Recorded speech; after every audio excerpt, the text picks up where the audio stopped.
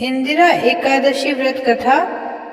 धर्मराज युधिष्ठिर कहने लगे कि हे भगवान, अश्विन कृष्ण एकादशी का क्या नाम है, इसकी विधि तथा फल क्या है, सो कृपा करके कहिए। भगवान श्री कृष्ण कहने लगे कि इस एकादशी का नाम इंदिरा एकादशी है। यह एकादशी पापों को नष्ट करने वाली तथा पितरों को अधोगति से मुक्ति देने वाली होती है। हे राजन, ध्यानपूर्वक इसकी कथा सुनो। इसके सुनने मात्र से ही वायपेय यज्ञ का फल मिलता है। प्राचीन काल में सतयुग के समय में महिष्मति नाम की एक नगरी में इंद्रसेन नाम का एक प्रतापी राजा धर्म पूर्वक अपनी प्रजा का पालन करते हुए शासन करता था। वह राजा पुत्र, पौत्र और धन आदि से संपन्न और विष्णु का परम भक्त था। एक दिन जब राजा सुखपूर्वक अपनी सभा में बैठा था तो आकाश मार्ग से महर्षि नारद उतरकर उसकी सभा में आए।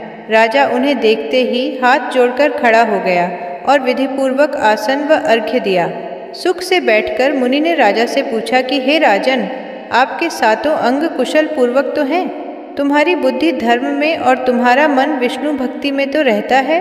देवर्षि नारद की ऐसी बातें सुनकर राजा ने कहा, हे महर्षि, आपकी कृपा से मेरे राज्य में सब कुशल है तथा मेरे यहाँ यज्ञ कर्मादि सुकृत हो रहे हैं। आप कृपा करके अपने आगमन का कारण कहिए। तब ऋषि कहने लगे कि हे राजन, आप आश्चर्य देने वाले मेरे वचनों को सुनो। मैं एक समय ब्रह्मलोक से यमलोक को गया। वहाँ श्रद्धापूर्वक यमराज से पूजित होकर मैंने धर्मशील और सत्यवान धर्मराज की प्रशंसा की। उसी यमराज की सभा में महान ज्ञानी और धर्मात्मा तुम्हारे पिता को एकादशी का व्रत भंग होने के कारण देखा। उन्होंने संदेशा दिया, सो मैं तुम्हें कहता हूँ। उन्होंने कहा कि पूर्व जन्म में कोई विघ्न हो जाने के कारण मैं यमराज के निकट रह रहा हूँ। सो हे पुत्र, यदि तुम आश्विन कृष्णा इंदिरा एकादशी का व्रत मेरे निमित्त करो तो मुझे स्वर्ग की प्राप्ति हो सकती है।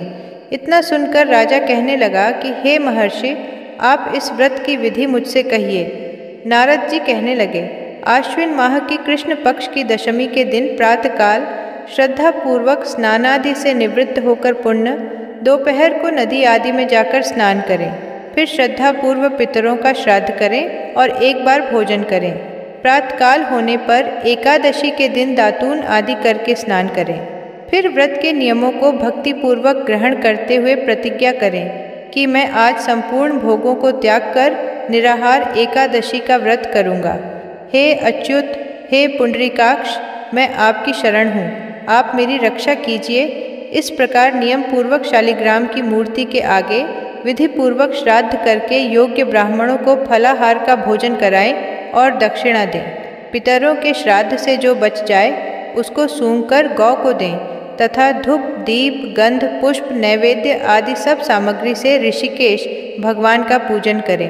रात में भगवान के निकट जागरण करें। इसके पश्चात द्वादशी के दिन प्रातः काल होने पर भगवान का पूजन करके ब्राह्मणों को भोजन कराए। भाई बंधुओं, स्त्री और पुत्र सहित आप भी मौन होकर भोजन करें। नारद जी कहने लगे कि हे राजन, इस विधि से यदि तुम आलस्य रहित होकर इस एकादशी का व्रत करोगे तो तुम्हारे पिता अवश्य ही स्वर्गलोक को जाएंगे। इतना कहकर नारद जी अंतर्ध्यान हो गए।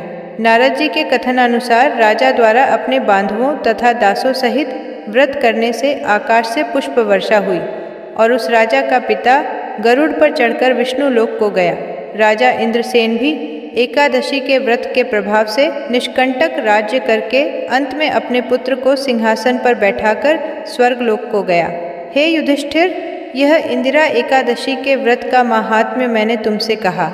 इसके पढ़ने और सुनने से मनुष्य सब पापों से छूट जाते हैं और सब प्रकार के भोगों को भोगकर बैकुंठ को प्राप्त होते हैं। इति शुभम। दोस्तों, अगर आपको यह कहानी पसंद आई हो तो लाइक करें और हमें कमेंट करके ज़रूर बताएं और ऐसी ही बहुत सी धार्मिक कहानियों के लिए हमारे चैनल को सब्सक्राइब ज़रूर करें। धन्यवाद। जय श्री कृष्णा।